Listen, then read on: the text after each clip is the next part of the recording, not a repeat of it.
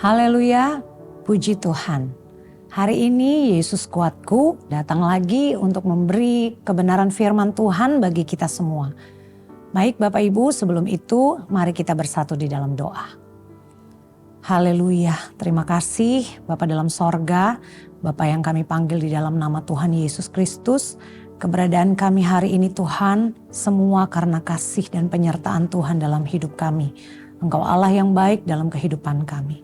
Hari ini kami akan merenungkan kembali kebenaran firman-Mu, berkati setiap hati kami, pendengaran kami, supaya kami bukan hanya dengar Tuhan, tapi kami juga lakukan itu dalam setiap kehidupan kami. Terima kasih Bapa dalam sorga, di dalam nama Tuhan Yesus kami berdoa. Haleluya, amin. Puji Tuhan Bapak Ibu, renungan firman Tuhan pada hari ini berjudul The Never Ending Love. Kasih yang tidak pernah berakhir, kasih yang tidak berkesudahan. Terdapat dalam 1 Korintus 13 ayat yang ke-8. Saya bacakan untuk kita semua. Kasih tidak berkesudahan, nubuat akan berakhir, bahasa roh akan berhenti, pengetahuan akan lenyap. Puji Tuhan, di ayat tersebut dikatakan kasih tidak berkesudahan, tetapi bahasa roh dan pengetahuan akan lenyap. Artinya apa Bapak Ibu? Artinya keberlangsungan kasih itu abadi. Kasih itu kekal. Kasih itu akan sampai pada kekekalan, yaitu sorga. Tetapi nubuat, tetapi pengetahuan tidak sampai ke sorga. Karena apa? Karena di sorga hanya ada kasih. Karena Allah adalah kasih. Karena kodrat ilahi, kodrat Allah itu adalah kasih. Di dalam 1 Yohanes pasal yang keempat, di dalam ayat yang ke-8b, di situ dikatakan sebab Allah adalah kasih. Karena kasih itu adalah Allah. Allah itu adalah kasih. Maka dari itu kasih sampai kepada kekekalan, yaitu sampai pada sorga. Kita akan belajar bagaimana kasih Allah yang tidak berkesudahan itu di dalam kehidupan kita. Yang pertama, kasih Allah itu tidak bersyarat dan berkesinambungan. Di Yeremia pasal yang ke-31 ayat yang ke-3b, di situ dikatakan aku mengasihi engkau dengan kasih yang kekal. Artinya kasih Allah itu abadi. Cintanya Allah kepada kita, anak-anaknya adalah kekal. Di dalam segala situasi. Kita belajar di Lukas pasal yang ke-15. Di situ ada perikop tentang seorang anak yang pergi dari rumah ayahnya, meminta warisan ayahnya dan pergi keluar rumah ayahnya. Kita mau belajar bahwa kasih Allah tetap bagi anak tersebut. Pada saat si anak masih di dalam rumah, kasih Allah ada. Kasih ayahnya ada bersama dengan dia. Pada saat si anak keluar dari rumah, pergi berfoya-foya, melakukan hal-hal yang tidak menyenangkan ayahnya. Ayahnya tetap pada kasihnya. Karena apa? Pada saat si anak berkeputusan untuk kembali ke dalam rumah, ternyata si ayah tetap menanti anaknya kembali. Si ayah terlebih dahulu melihat dari kejauhan bahwa anaknya segera datang. Puji Tuhan, Allah mempunyai kasih yang tidak berkesudahan. Allah memiliki kasih yang tidak bersyarat. Pada saat kita mau kembali kepada Tuhan, Tuhan tetap mengasihi kita. Haleluya. Roma pasal yang ke-8 ayat yang ke-32-33 di situ dikatakan, tidak ada yang dapat memisahkan kita dengan kasih Allah. Karena Allah adalah kasih. Karena kasih Allah tidak bersyarat dan berkesinambungan. Yang kedua Bapak Ibu, karena tindakan Allah membuktikan kasihnya dalam kehidupan kita. Haleluya. 1 Yohanes pasal yang keempat ayat yang ke-10. Di situ dikatakan, inilah kasih itu, bukan kita yang telah mengasihi Allah, tetapi Allah yang telah mengasihi kita dan yang telah mengutus anaknya sebagai pendamaian bagi dosa-dosa kita. Haleluya. Di situ dikatakan bukan kita yang telah mengasihi Allah, tetapi Allah yang terlebih dahulu mengasihi kita dan memberikan Yesus Kristus untuk kita. untuk menebus dosa-dosa kita.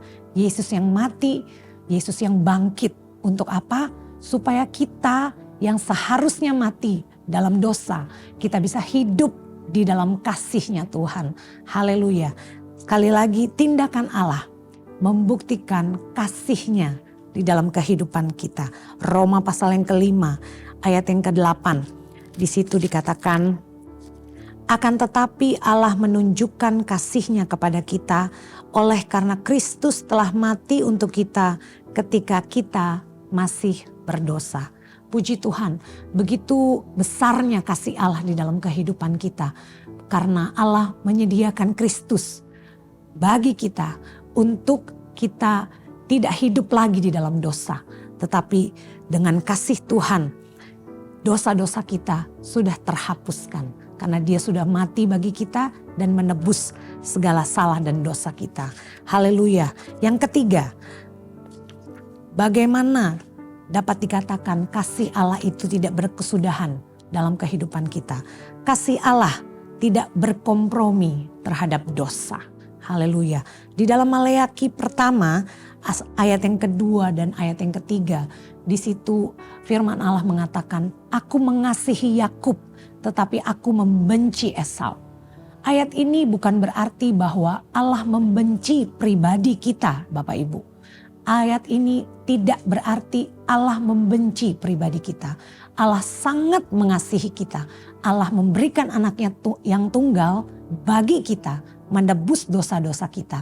Tetapi Allah membenci dosa. Allah tidak berkompromi terhadap dosa. Di ayat tersebut, Esau berarti keturunannya, ada Edom di situ. Edom berbicara tentang perilaku dosa, perilaku atau hal-hal yang tidak menyenangkan Tuhan, perilaku yang menyimpang dari hukum-hukum Tuhan. Itu dikatakan bahwa Allah membenci dosa karena Allah tidak pernah berkompromi dengan dosa. Karena itu Bapak Ibu Saudara sekalian, Allah yang sudah mengasihi kita dengan kasih yang tidak berkesudahan, dengan kasih yang kekal, berarti kita harus meninggalkan dosa. Karena kasih Allah tidak pernah berkompromi dengan dosa. Yang terakhir, kasih Allah menuntut bukti dan respon dari kita. Orang-orang yang sudah menerima kasih Allah. Allah menuntut bukti dan respon dari setiap kehidupan kita. Yohanes pasal yang ke-13 ayat yang ke-34. Di situ dikatakan, aku memberikan perintah baru kepada kamu, yaitu supaya kamu saling mengasihi sama seperti aku telah mengasihi kamu, demikian pula kamu harus saling mengasihi. Ada perintah yang diberikan oleh Tuhan dalam kehidupan kita. Karena Tuhan sudah mengasihi kita, perintah itu adalah kita mengasihi orang lain. Kita mengasihi sesama kita. Jadi kita harus lakukan firman Tuhan. Karena kita sudah menerima kasih Allah yang tidak berkesudahan itu. Karena itu kita harus merespon perintah Tuhan, yaitu kita melakukan perintah Tuhan mengasihi sesama kita. 1 Yohanes pasal yang keempat ayat yang ke-11 di situ dikatakan, saudara-saudaraku yang kekasih, jikalau Allah sedemikian mengasihi kita, maka haruslah kita juga saling mengasihi. Karena Allah adalah kasih. Allah yang begitu besar kasih-Nya dalam kehidupan kita. Marilah kita merespon perintah Tuhan, yaitu kita mengasihi sesama kita. Kasih, Bapak Ibu, adalah hakikat kekal dari Allah.